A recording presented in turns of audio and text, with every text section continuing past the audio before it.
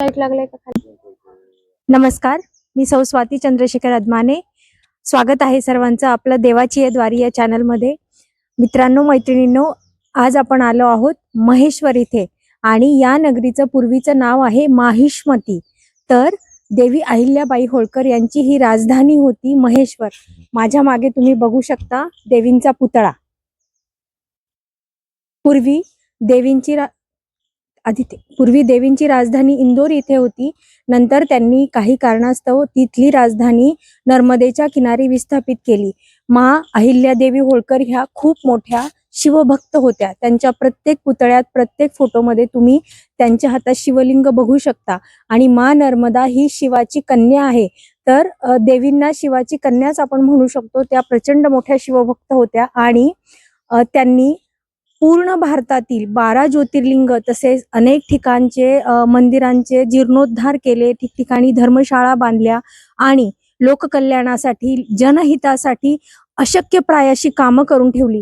आज आपण त्यांचा राजवाडा, त्यांचा राजमहल आणि नर्मदेच्या किनारी असणारं जिथे त्यांचं अंतिम संस्कार झाले ते स्थान बघणार आहोत. आणखीन काशी विश्वेश्वर मंदिरही बघणार आहोत आणि पूर्ण महेश्वर आज आपण एक्सप्लोर करणार आहोत. मला सांगायला अत्यंत आनंद होतो.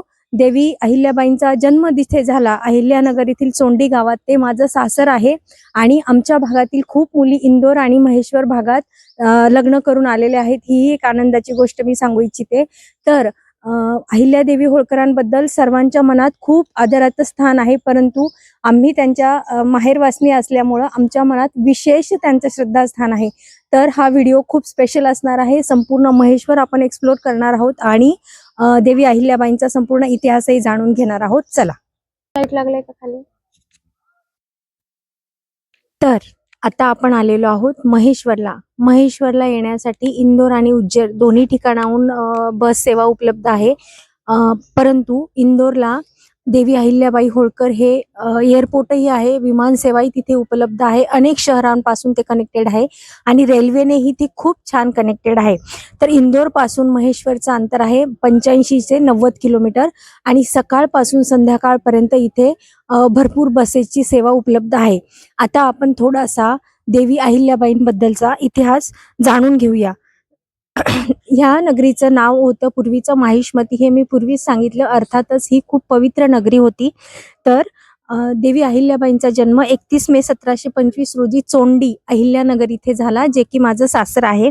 आणि मल्हाररावजी होळकर यांनी हे त्यांचे सासरे होते आणि खंडेराव होळकर यांच्याशी देवींचा विवाह झाला होता. त्यांना मालेराव आणि मुक्ताबाई ही मुलगा आणि मुलगी होते. तसेच माणकोजी शिंदे आणि सुशीलाबाई शिंदे हे देवींच्या आई वडिलांचे नाव होते. तर देवींनी जे कार्य करून ठेवलं आहे ते खरोखर आभाळा एवढं आहे आणि आमच्या पिढ्यानपिढ्या त्यांच्या पुढे नतमस्तक राहतील, सदैव त्यांच्या ऋणी राहतील. इतकं मोठं कार्य देवींनी करून ठेवलेलं आहे. मुघल बादशाह औरंगजेब यांनी ज्या ज्या मंदिरांचा, ज्या ज्या ज्योतिर्लिंगांचा खंड केले होते, मंदिर, त्याच्यावर हातोडा टाकून प्रहार करून ते नष्ट करण्याचा प्रयत्न केले होता, ते सर्व अहिल्या देवींनी त्याचा जीर्णोद्धार केला. आणि असे कितीतरी ठिकाणी बारव बांधले, विहिरी बांधल्या, शेतीला पाणी मिळावं म्हणून. आणि ज्या भागात चोरी वगैरेचं प्रमाण जास्त होतं त्या चोरांना रोजगार देऊन त्यांना माणसात आणलं. असे खूप गोष्टी, असंख्य गोष्टी देवींनी केल्या. त्यातच एक विशेष उल्लेखनीय गोष्ट म्हणजे देवींनी सुरतवरून इथे विणकर आणले होते आणि आजही ते रेवा सोसायटी नावाची याच राजवाड्यात ती सोसायटी उपलब्ध आहे. आणि इथे महेश्वरी साड्यांचं उत्पादन केलं जातं. महेश्वरी साड्या पूर्ण भारतात प्रसिद्ध आहे. तर त्याचं मुख्य उत्पादन इथून केलं जातं. असा आहे महेश्वरचा हा महिमा. तर आता आपण संपूर्ण राजवाडा आणि नर्मदा घाट, जिथे खूप पिक्चरचं वगैरे शूटिंग झालं आहे, ते सर्व ही आपण बघणारच आहोत. तर देवींबद्दल मला हे सर्व सांगायचंच होतं. आणि देवींच्या वैयक्तिक आयुष्यात खूप खूप आघात होत गेले. त्यांच्या पतीचं, नंतर मुलाचं आणि मुलीचं म्हणजे जावयाचंही निधन झालं आणि एकुलती एक मुलगी तीही सती गेली. तेव्हा देवींनी जो आक्रोश केला होता तो इतिहासात म्हणजे वाचण्यासारखा आहे की तो विरह त्या सहन करू शकत नव्हत्या. परंतु आपलं नातलगांपैकी कोणीही जिवंत राहिलं नसतानाही केवळ जनहितार्थ देवींनी इतक्या चांगल्या चांगल्या गोष्टी केल्या, त्यामुळे देवी अहिल्याबाईंचं नाव आजही इतिहासात अजरामर आहे. काशी विश्वेश्वराचं मंदिर तर नुकतंच आपण सांगू शकतो की त्याचा किती सुंदर आता तिथे कॉरिडॉर वगैरे झाला आहे, तेही देवींनीच केलेलं आहे. असे सगळे ज्योतिर्लिंग आणि 24 की 28 तीर्थक्षेत्रांचा त्यांनी उद्धार केलेला आहे. त्याचाही या राजवाड्यामध्ये मॅप आहे, तोही आपण बघूया. आणि वैयक्तिक आयुष्यात इतकी झुंज असताना केवळ शिवाला परमेश्वराला स्मरून त्या इथे न्याय देत होत्या आणि शिव त्यांच्या तोंडातून बोलत होता असं म्हणतात. संपूर्ण भगवान शिवाला समर्पण करून देवींनी त्यांचं आयुष्य व्यतीत केलं आणि केवळ जनहितासाठी जनहितार्थासाठी गोष्टी केल्या, म्हणून आमच्या अनेक पिढ्या देवींच्या शतशः ऋणी राहतील. बाजूलाच तुम्ही देवींचा अखंड पुतळा बघू शकता. आणि आता आपण जाऊया पुढील राजवाडा बघण्यासाठी. चला, आता आपण राजवाड्याच्या प्रवेशद्वाराशी आलेलो आहोत.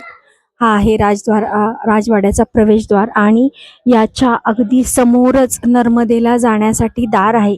बघू शकता तुम्ही, इथून खाली नर्मदेला आपण जाऊ शकतो. इकडून खाली नर्मदेचा किनारा आहे आणि हे आहे राजवाड्याचं प्रवेशद्वार. इथे तुम्ही बघू शकता लिहिलेली आहे माहिती. आणि आज सुंदर बाळकृष्णाची मूर्ती आहे. आतला भाग आपण आता बघूया.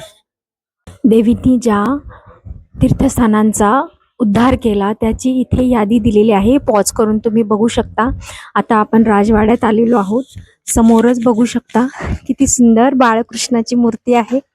आणि इथे एक नर्मदेतील बाणही ठेवलेला आहे. गोपाल कृष्ण भगवान की जय.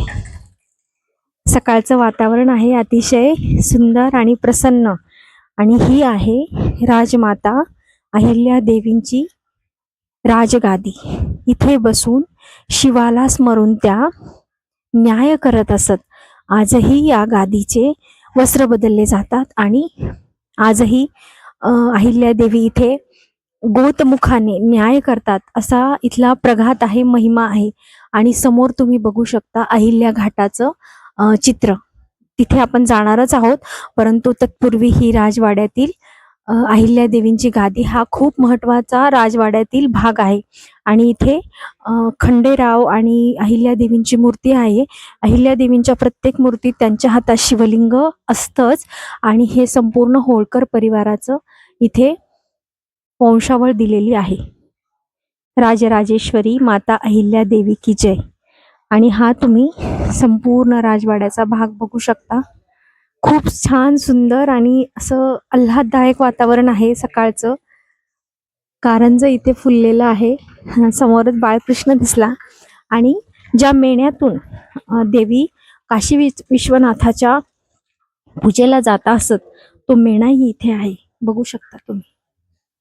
या मेण्यातून देवी काशी विश्वनाथाच्या दर्शनाला दर सोमवारी जात असत. आपलं वैयक्तिक आयुष्य अतिशय निराशाजनक असतानाही देवींनी, इथे मागे फोटो आहे देवी दर्शनाला जातानाचा, त्यांनी केवळ लोकांसाठी आयुष्य जगल्या. आणि हा संपूर्ण राजवाड्याचा परिसर तुम्ही बघू शकता. इथे सगळ्यात महत्वाची आहे ती देवींची गादी. आणि इथे काही लोकांची छत्री आपण म्हणू शकतो त्या मूर्त्या इथे आहेत. मला हा भाग खूप आवडला. खूप इच्छा होती महेश्वरला येऊन राजगादी बघण्याची. याच राजगादीवर बसून गोतमुखाने देवींनी अनेक गोष्टींचे न्याय केलेला आहे. असा हा राजवाडा. आता आपण पुढील भाग बघायला जाऊया. आता आपण आलेलो आहोत देवींच्या खाजगी देवघरात, परंतु तिथे आत मोबाईल नाही अलाउड आहे. जिथे आहे ते मी तुम्हाला सगळं दाखवते. देवी जेव्हा होत्या तेव्हा इथे सहस्र शिवलिंग बनवले जायचे आणि ते रोज नर्मदेत विसर्जित करत जायचे. त्याच्या काही कमी पटीतच आजही इथे शिवलिंग निर्माण होतात आणि ते रोज नर्मदेत विसर्जित केले जातात.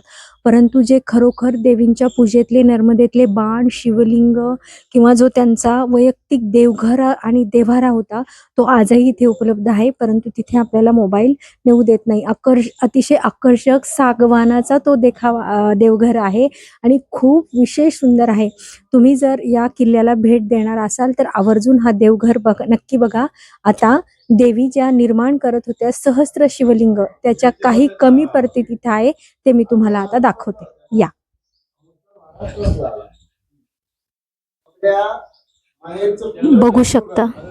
बघू शकता तुम्ही हे शिवलिंग, हे खिडकीतून मी तुम्हाला दाखवत आहे आणि याही बाजूने दाखवते. तर पूर्वी असं म्हणतात की हे सहस्त्र शिवलिंग निर्माण करून रोजच्या रोज नर्मदेत विसर्जित केले जायचे, परंतु आता त्याच्या काही कमी पटीतच हे शिवलिंग निर्माण केले जातात आणि रोजच ते नर्मदेत विसर्जित केले जातात. या बाजूला देवींचा खाजगी देवघर आहे, परंतु तिथे आपल्याला जाऊ देत नाही आहे. खूप सुंदर ते देवघर आहे. इथे फोटोमध्ये तुम्ही बघू शकता अशा प्रकारचे शिवलिंग इथे तयार होतात आणि आजही ते देवींच्या प्रथेप्रमाणे रोज नर्मदेत विसर्जित केले जातात. बघू शकता तुम्ही, परत एकदा दिसत आहे का? हा, अशा प्रकारचे सहस्र शिवलिंग. आता पुढील भागाकडे आपण जाऊया. आपण आता राजवाड्याच्या बाहेर आलेलो आहोत. समोर तुम्ही नगारखाना बघू शकता आणि समोरच देवींचं देवघर आहे आणि राजगादीही आहे. तिथून आता आपण बाहेर आलेलो आहोत आणि बघा हे सुंदर मंदिरांची प्रतिकृती. हे अक्षरशः काशी विश्वनाथासारखं सुंदर असं दगडी मंदिर आहे आणि मा नर्मदेचाही जलप्रवाह तुम्ही बघू शकता. आता हा संपूर्ण भाग आपण बघायला जाणारच आहोत. तत्पूर्वी महेश्वर किल्ल्याचं हे संपूर्ण चित्रण बघा. आणि हे आहे सुंदर असं मंदिर मा नर्मदेच्या तटावर. आता पुढील भाग बघूया चला. आत्ताच आपण रेवा सोसायटी बद्दल बोललो होतो की देवींनी विणकर बोलावून आणून त्यांना इथे व्यवसाय देऊन त्यांचं इथे विस्थापन केलं होतं. तीच ही रेवा सोसायटी. आणि समोर बघू शकता मा नर्मदेचं एक नाव रेवा असंही आहे. आज जाऊन आपण थोडंसं विणकरांचं काम कसं चालतं तेही आता बघूया. इथे हातमागावर साड्या विणल्या जातात अशा प्रकारे बघू शकता तुम्ही. हे संपूर्ण सोसायटीचं असं काम चालतं. रेवा याचा अर्थ नर्मदा. नर्मदेचं एक नाव आहे रेवा.